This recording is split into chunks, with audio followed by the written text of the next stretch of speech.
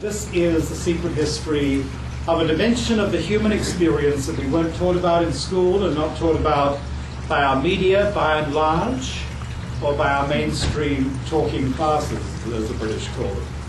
This is the inner dimension of history. It's about the role that dreams, coincidence, and imagination have played in great lives, great events in all areas and all fields since the beginning, as far back as we can trace it, and into the future, because as some of you know, history is not only about the past, it is about the future. It's about how things work, what makes things happen.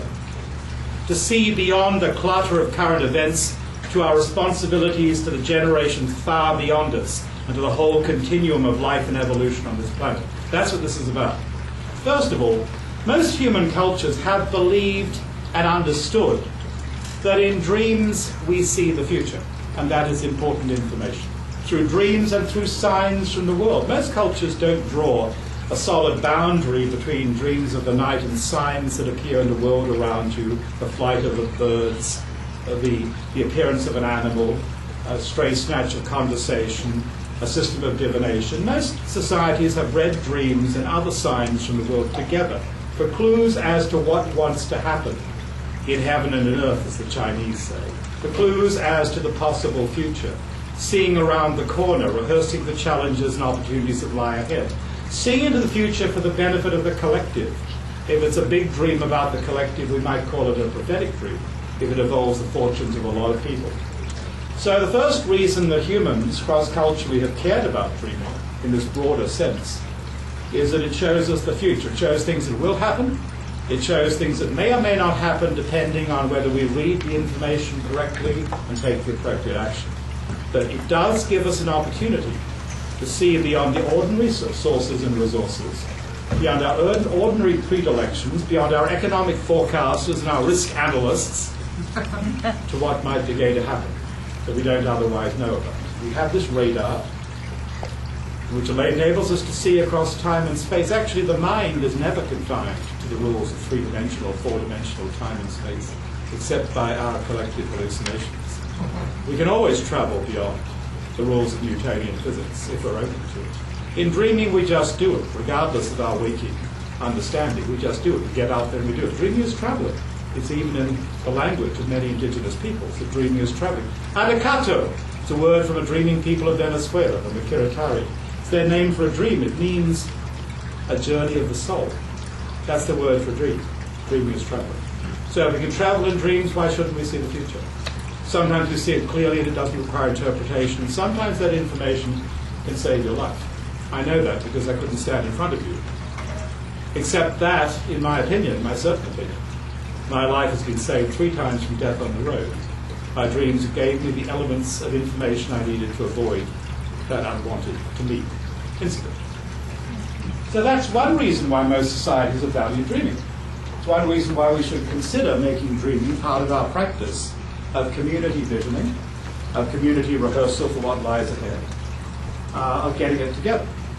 A second reason that most societies have cared about dreaming across history is they've understood that dreaming puts us in touch with the moreness of life. It puts us in touch with multi-dimensional reality. It puts us in touch with a god, goddess we can talk to. It gives us a direct line to the sacred. Dreaming is a field of interaction between humans and the more than human, including our departed loved ones and our ancestors. We get out there or they come visiting us, and that's important. We learn more about reality than the ordinary mind can understand. So that's a second big reason why most cultures have valued dreaming. A third reason why many cultures have valued dreaming is they've understood that dreaming might be vital to health and to medicine and to healing. Here's something I know for certain sure. Dreams are messages from the body as well as the soul. One of the things going on in our night dreams is that the body speaks to us in whatever language it finds appropriate to tell us what is going on inside it. It shows us symptoms we could develop unless we take appropriate measures. It predicts symptoms sometimes years or even longer before the body manifests those symptoms. There's a tragic example in this book from the life of a famous dream analyst, Sigmund Freud. I don't agree with Freud on many things, but I'm very sympathetic to him in his failure to read a sign that might have saved his life. Here's a story from Freud. It's a story from the book. It's a story you won't find in many places. Matter of fact, I've only found one source in English that will give it to you. The researcher who did the spade work on this is an Argentine oncologist and psychiatrist called José Scabelzon. But his book has been ignored by the psychiatric and psychoanalytical community in this country. I hope that will change.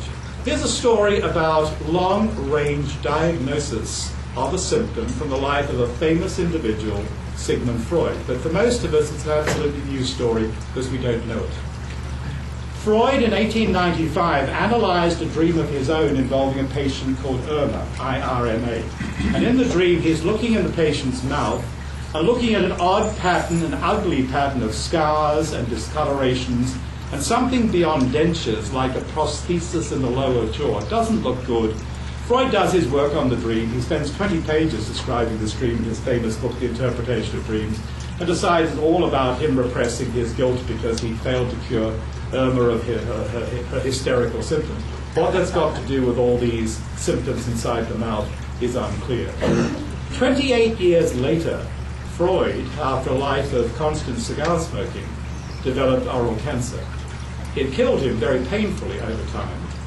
And in the course of inspecting his symptoms, the oncologists found a pattern of scars, discoloration, scabbing, almost identical to his description 28 years before of what he was looking at in the mouth of that patient called Irma. He had to receive a prosthesis, an implant, replacing part of his lower jaw, which made it very difficult for him even to open his mouth, let alone chew things, in the last years of his life.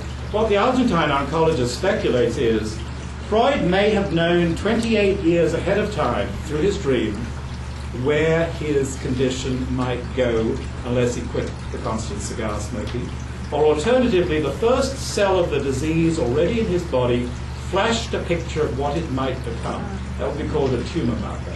I won't prolong the discussion of Freud, but it's a pretty darn interesting example of dream diagnosis over a long period of time. Here's a more recent example and a simpler one to understand. This one is in my book, The Three Only Things. A woman whose doctors could not agree on what was wrong with her dreamed that a wolf was stalking her in her dreamscape. And the wolf turns to her and says, "My name is Lupus, tell the doctors." So she tells the doctors, they get very excited, they do a battery of further tests, and they discover, yes, it's lupus. The disease named itself in the dream, and the story gets even better. After that, the wolf reappears in her dreams and becomes her ally in healing, showing her things she can do to move her body in the direction of health.